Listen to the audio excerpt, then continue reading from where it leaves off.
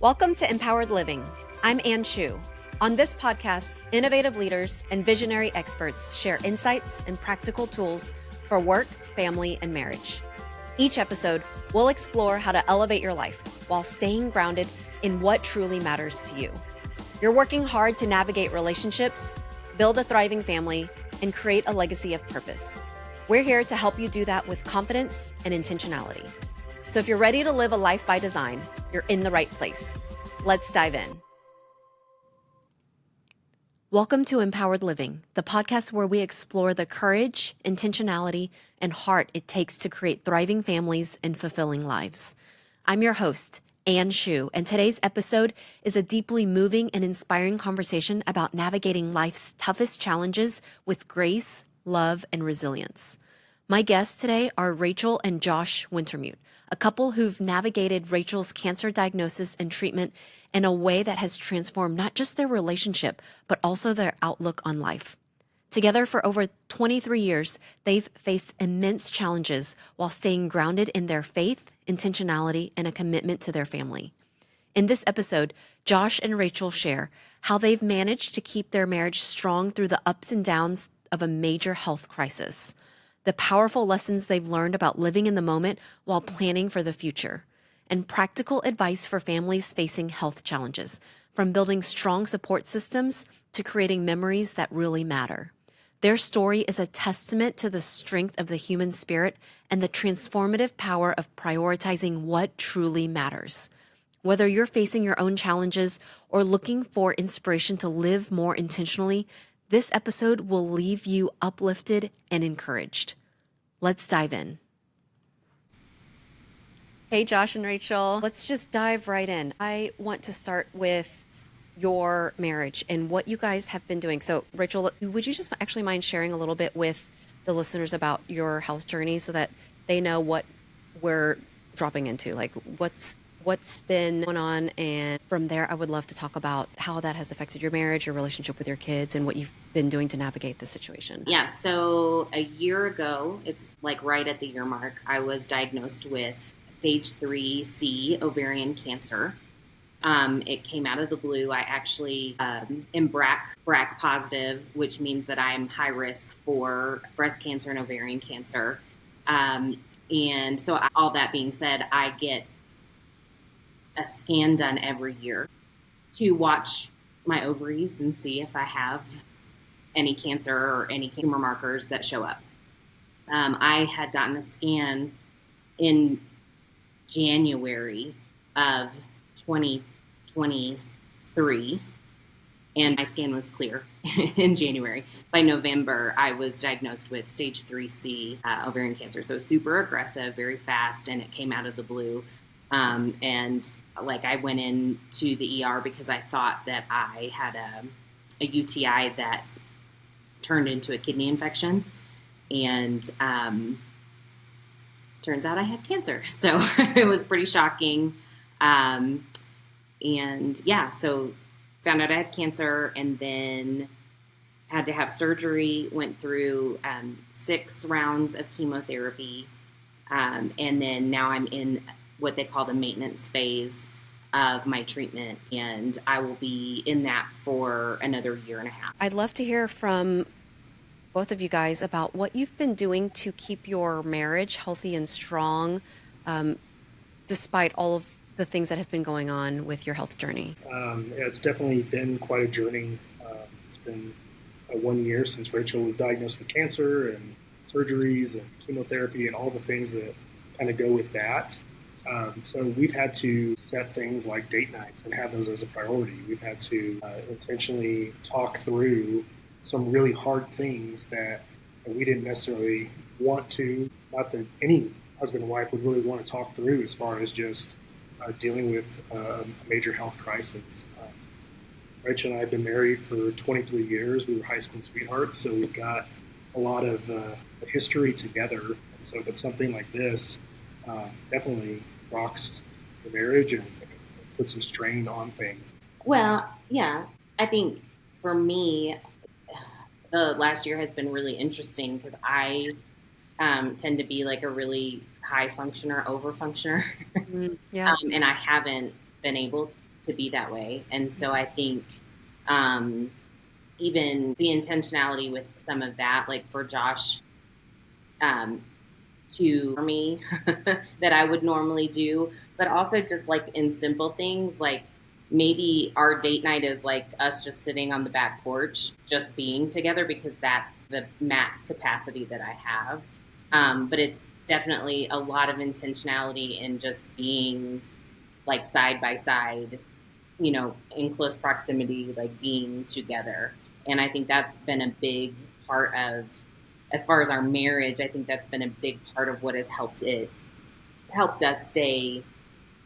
I don't know. I think there's part of like going through a trauma like that too, that just connects you at a different level. Um, and I think it could have been really easy for us to like go to this space of like, we're freaked out and we don't know what's going to happen. And, am I dying and what's going to happen, with future life and our kids and, really spending a lot of time focusing on that. And I think that we really tried to be intentional about being in the moment. Like, we're not going to go down the road of the what ifs and how's it going to look if I'm not here or, whatever. It's going to be more, we're going to enjoy the moments that we have. And again, I think that is just the simplicity of like, we're going to take the moments to be side by side, to be connected, to stay connected because we have now. And so, we're going to just sit in that for now. Yeah. How have you guys navigated this line of, I would call it like panic planning, right? What you just said, like, what are we going to do if this happens? And so there's an aspect of, we do need to think about the future and we should make some plans. But how do you navigate where the line is between going too far that way versus living so much in the now that you're not doing any of the planning and finding this middle ground? Yeah, that's a great question. I think in some cases we've done it really well, and in other cases we probably haven't done it as great. We were really fortunate to have people that surrounded us, friends, great doctors, great medical system that was able to just kind of say, hey, have you thought about some of these things? Have you thought about maybe estate planning? Have you thought about a will or any kind of directives that you would want to give the medical providers? And so some of those things were forced on us where we had to think through that. And some of them we just had to just kind of stumble our way through this. He can pull me out of the like doom and gloom to take a breath and live in the moment. And I can appreciate the good in that part of his personality. And then I can also pull him down to say, hey, we actually have to think through some of these practical like directives. And there is a reality that we don't know. I mean, none of us are promised tomorrow, but this brings it to light in a whole new way of, we're not promised tomorrow. And so we do have to talk about some of these things that are painful and we don't want to talk about. So What do you think is the secret of you guys being able to navigate y'all's different personalities in a way that you're able to lean into each other's strengths and not become bitter or resentful or frustrated with how opposite you guys are in some regards?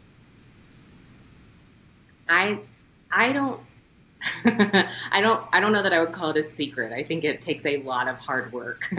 I think it's been a lot of years of hard work, and a lot of the work is like personal work. Like, I don't need to work on changing Josh, and Josh doesn't need to work on changing me. I need to work on being the best version of me that I can be, and Josh has to work on being the best version of him that he can be. And I think when you become that, for us, that there's a lot of key factors that have helped us, and not that we're even the best that we can be, but we spend time, in counseling, and we read self-help books. I'm really big on like understanding other personalities and just learning how to understand and have respect for our differences. And I think it's just taken a lot of effort and a lot of work and a lot of years doing that. So with everything that's been going on, how have you guys been intentional about redistributing and recalibrating roles and responsibilities within the home as each of your capacities has shifted over the past year? Yeah, that's a great question. I mean, there definitely are things that still need to get done. Our boys still want to be fed every day. Every day. Uh, so I think we've had to communicate a lot more about who's doing what and what's going on. We throughout our relationship have always kind of done things that align more with our personality.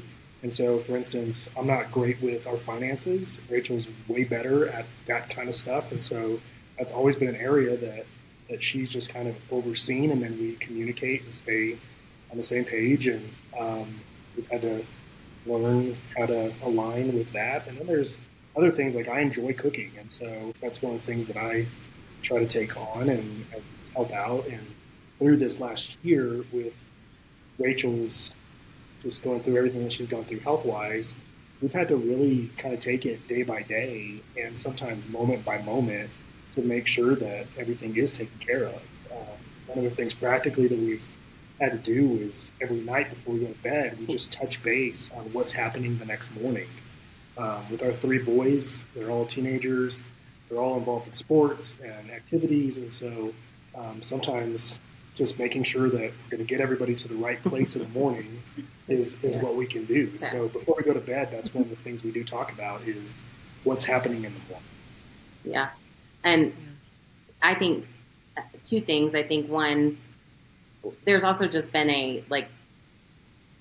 in this last season, there's just been grace for either maybe dinner doesn't get cooked tonight and DoorDash it or, whatever. Like some of those things that were probably a higher priority prior to this last year. You just let some of those fall to the wayside. And I think that Josh has had a lot of grace for me because, while I was going through my chemo treatments, my capacity was pretty limited and we kind of knew I'm going to be tired, I'm going to be worn out. We kind of knew the rhythm of the days that I would feel good and the days that I would feel bad. Now that I'm in the maintenance phase of my treatment, most of the time I feel pretty good and I feel pretty normal. But with that, I sometimes forget my capacity. And so some mornings and some days I start off really feeling like I can manage all of these things. And I get about halfway through the day and my capacity is I'm way over my capacity and I just have to stop. And so Josh has had a lot of grace for me in that he doesn't get frustrated with me. Like you said, you would do all these things. He just has the grace to say, it's okay. Like either it won't get done and it just doesn't get done, or I'll take care of it if it has to be taken care of. So I think the grace piece has been really helpful over the last year. From my own experience with the health crisis in our family, and then what I've seen with some of our clients is when a family goes through a health crisis, it usually brings to light all of the things that we've been punting, right? This idea of I'll do that after, we'll spend more time with my spouse after the kids move out, or I'll go on this amazing vacation with the kids after we get this incredible exit from the business, and just we'll do it after. We'll punt because we think we have this unlimited amount of time. What is something that you might have realized that you were unintentionally punting that came to light after you guys found out that you had this cancer battle? I know that we've tried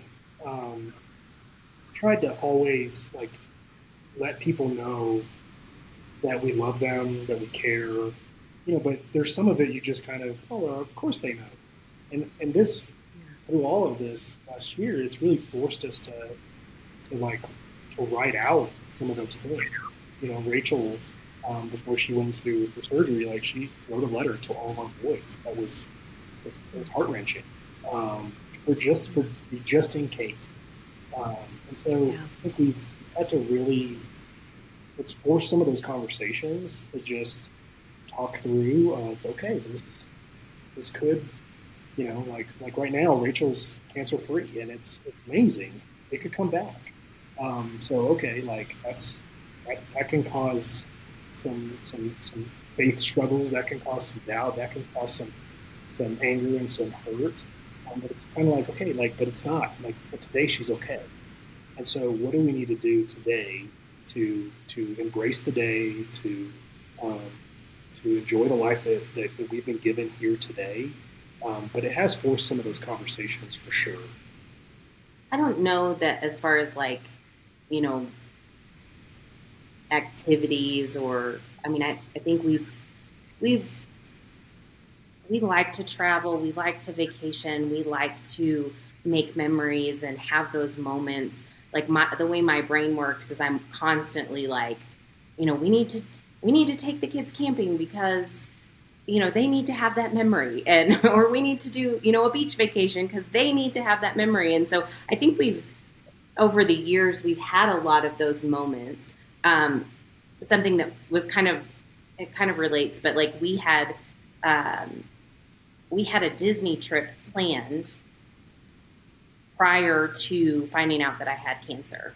And when I found out that I had cancer, I was like, I mean, it was like my surgery was going to be like 2.5 weeks before we were supposed to go to Disney. And I was like, does this mean we can't go to Disney? Like, I'm like asking the doctor, can we still go? Like, because I'm like, I don't want to miss out on that memory. Like, if this is my last chance, like, I want to take them to Disney. So, I mean, we kind of had those thoughts and moments, but I don't know that there was anything really that's like, man, we haven't done this. We need to get this done now because this might be our last shot. And I think it definitely has kind of alleviated the pressure of, and someday we'll go on that trip, or someday we'll do that. It's kind of like, yeah, but like it's okay. Like we can do it now. Like let's cut away, even if it's not as long of a trip, or even if it's not as long of an experience. Like it's still okay. We can still live our life. And kind of the problems that I think we faced a year and a half ago, it kind of seems a little silly because it's like we're doing something so much bigger now. But at the same time, we're doing okay, and we're really doing well, and we've made friends, and we've had experiences, and we've launched some really cool things, and we've helped a lot of people. It's just kind of given it a different context now to our life and to what we do and what we focus on. Yeah. So, Rachel, I know there's a unique backstory to your health journey because you found out a while back and that you had the BRCA gene, and you proactively did what you could to try to prevent the cancer. And you still got the cancer. And so I would love for you to talk about how to navigate this situation where you feel like you are doing everything right. You're doing everything that you can, and you still end up in a health crisis. Yeah. Yeah, it's definitely a blow when you when you feel like, I have done everything proactive that I know to do or feel like I should do, or that I'm comfortable doing, and then you still end up in a health crisis. It's definitely a blow, and I think it could easily take you to a deep dark place where you question everything. Did I do it right? Did I miss something? Did I make a mistake? At least for me, that was really, those were really the challenges that immediately come to mind, like where it's my fault. I feel like it's my fault. I did something, I caused this, or I didn't do enough to stop it. And I think that's real, for sure. I think for me, I had to be really intentional to, like, I don't want to say like I didn't hear those thoughts or I didn't pay attention to them, because they were there and I heard them and I paid attention to them. But I had to be very intentional not to stay in that place, because we do live in a a broken world, and there is sickness and there is disease all around us, and there just are things that are outside of our control, and this is one of them. And so I think, I could be paralyzed in hurt and depression and sadness because of, however I want to say it, I didn't do enough, I wasn't enough, I didn't make right choices. Or I can choose to say, okay, like, I did everything that I knew to do, and I did it to the best of my ability, and this still happened. So, okay, it happened. How are we going to deal with it? And how are we going to get past it? That was always my intentionality, is like, okay, it's here today. How are we going to deal with it? And how am I going to get past it?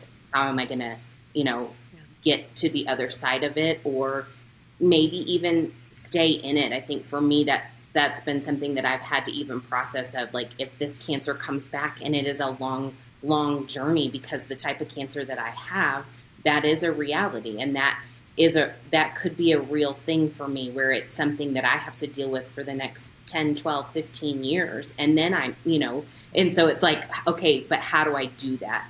And for me, it was just definitely, I don't want to live in a place of feeling like I'm wrong and I'm depressed and I'm sad. Like, I want to live in a place where I am positive and I'm hopeful and I believe for the future. And I laugh because I have, like, in my mind, I have um,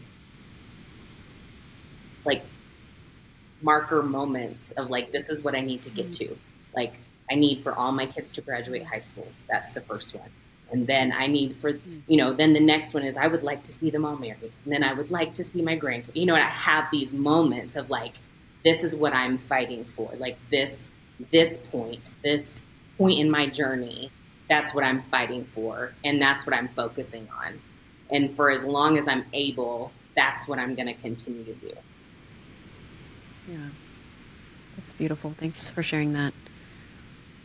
So now that as a family, you guys have been dealing with this health crisis, what advice would you give to other families to prepare for the inevitable health crisis? Because Josh, I know I've heard you talk before about how it's inevitable. Every family is going to face a health crisis. It's not if it's going to happen, it's just when. And so what advice would you guys give to other families to better prepare for this inevitable health crisis that they'll experience? I think that's, because it does happen, and it so often catches us off guard, and it's never something we ask for or want. We find ourselves dealing with something. It's almost like a neighbor that moved in that you didn't ask for. It's You've got to do everything you can to be the healthiest, best version of yourself going into and living every single day that you have. Because when these hard things come, it's not if, it's when. And so how you handle that, it has to do with the foundation that you have already built in your life. So if I have my life built on a solid foundation in my faith, in my relationships, in my identity of knowing who I am, knowing the type of person I am, when these things happen, it doesn't crumble your whole world, because it's how does a person who's strong face a situation like this? How does a person who's loved face a situation like this? How does a person who is living a life of surrender, how do they face a situation like this? And so having that solid foundation and knowing, hey, if today was a good day, that's awesome. I don't know what tomorrow's going to be like, but we're going to take it one step at a time. We're going to take it 1 inch at a time. We're going to take it one situation at a time. So often we steal from the future by having anxiety and worry about what might happen, rather than living in the moment, living in the day, looking at our life as, then today is the gift that I have. How do we fully embrace it? Like that's a really big thing. I think one of the other things that I would be remiss to say is, like, we've prioritized relationships both with one another, but then also the friendship circle around us. And so where there were those moments that We didn't know what was going to happen. We had people that were full of faith that surrounded us, that prayed for us. We had people who were generous that said, hey, man, if you guys need anything financially, if you guys need us to make a meal, if you need anything, if you need us to help with the boys, like, we're here. And it was one of those things that if we would have waited till the crisis, we would have been all alone and crushed by the weight of the situation, versus, like, we knew we had people that loved us, a family that surrounding us that would do anything that we needed. So I think part of my encouragement to the listeners is, man, don't wait to build those relationships. Don't wait to build those friendships. Like, invest in people today, because they may be going through a crisis and you have something that you can give them to help them through whatever they may be facing. Yeah. Rachel, is there anything you want to add? Sorry, that made me emotional. No, I think that's absolutely it. Like, I think that's probably the best thing to prepare is the relationship piece. I think, yes, it's your faith and your foundation, but I think that, having people around you that love you and support you, but also that, like, you have a reason to fight and live, I think that's a big part of it. Yeah. What have you guys been doing to help your kids navigate the past year? I know you've got 3 teenage boys. I ate a lot of pizza. It was really important when we found out about Rachel. Like, it was really important for me to tell them what was going on and to be really honest with them. So they're at an age, they're all at ages that they can handle that emotionally, and they can handle kind of knowing what was going on with mom. I also knew that, the boys and me, all the boys in the house, were going to have to step up and to help out and pick up some things that that usually Rachel just took care of for us. And so we had to have those conversations, and every step of the way, we had to bring them in to say, okay, mom's having surgery tomorrow, and as soon as she gets out, I'll call you guys, I'll text you while you're at school. We gave them permission that when she was having surgery, if they wanted to come to the hospital and be there, like, I didn't want them to miss out on those moments as well. So keeping them in the loop was really one of my highest priorities. Yeah, I think being really honest. Like, for me, it was like, we're not going to sugarcoat this, because my fear was, we're going to sugarcoat it and then something goes terribly sideways, and then their anger, resentment, pain, hurt would be so much worse. So for me, it was very, very important to be, like, brutally honest. Like, they're going to get the full picture. They're going to understand step by step. That's not going to be everybody's scenario if they're going through something. I mean, even health struggles that we went through when they were younger, that was not the same situation. But for our kids at the age that they were at, that was really important, because I didn't want it to create a level of resentment later if something went wrong. I also think that part of it was, like, letting them process in their own way.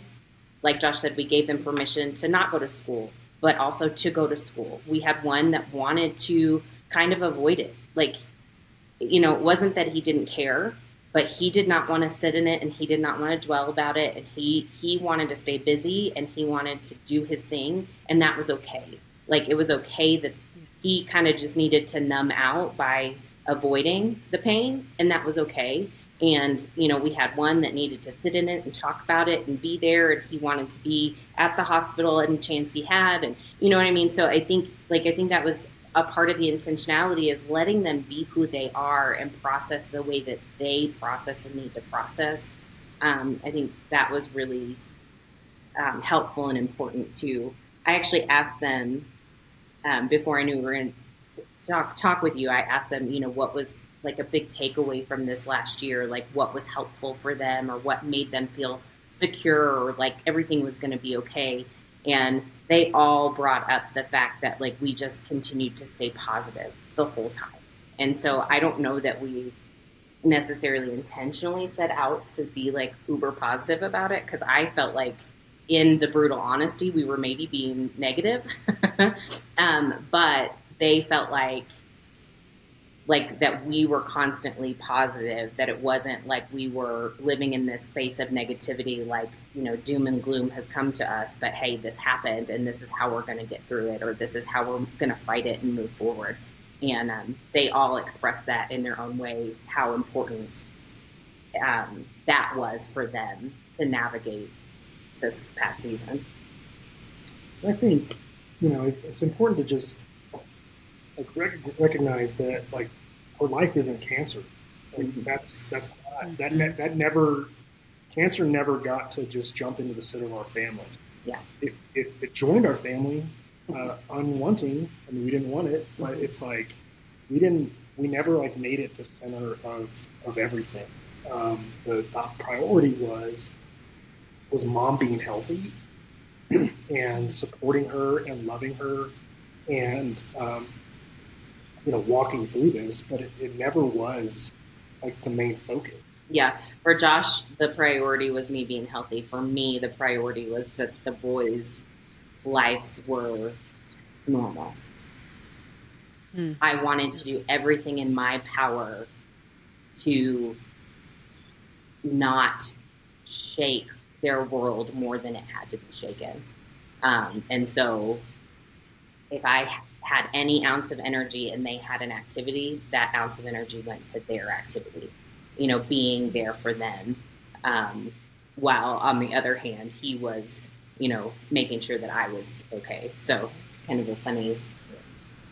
And I think in that, you know, we had to, there's certain things that we did have to kind of like, knowing that Rachel had a limited capacity, there were things that we normally would have been involved in that we had to just say, we just can't do that right now, because if she has the energy, we want that energy to go towards our boys and our life and not, you know, some of the other things. So it kind of forced us in some ways, not a ton, but in some ways, to just say no to a few things that I think in the past would have just kind of crept in and taken time. And they're good things.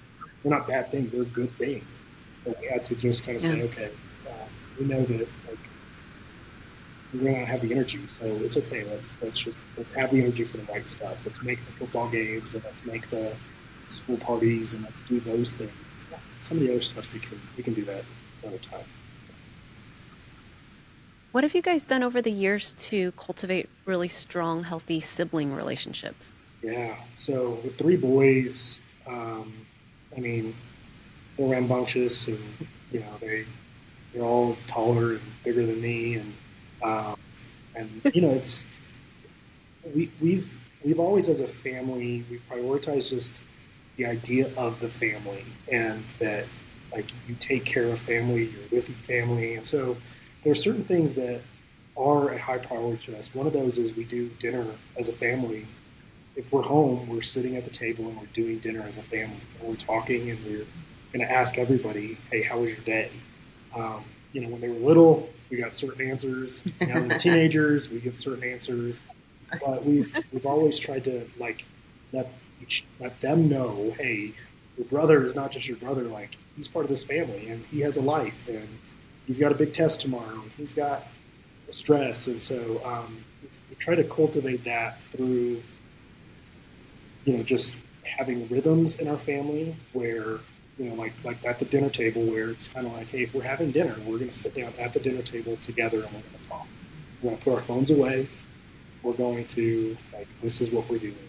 So that's one of the things. I think playing games, like we're pretty playful. Like, we like to have fun and laugh a lot.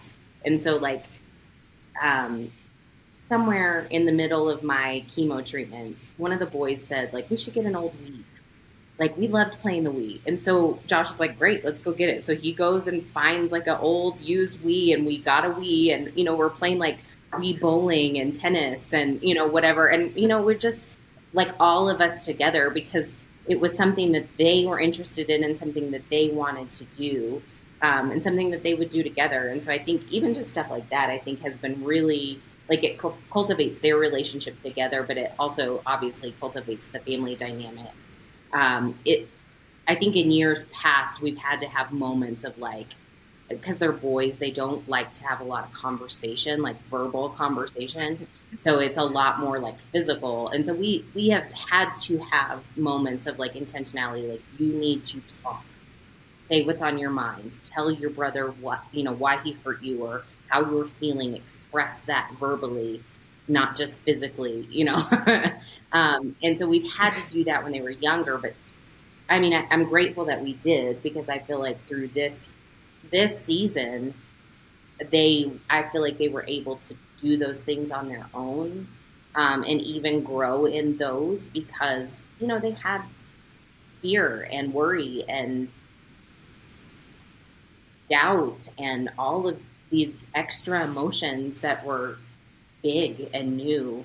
And I think that they were a safe place for one another to have those conversations, because, I mean, who else can relate to you about your mom more than your sibling?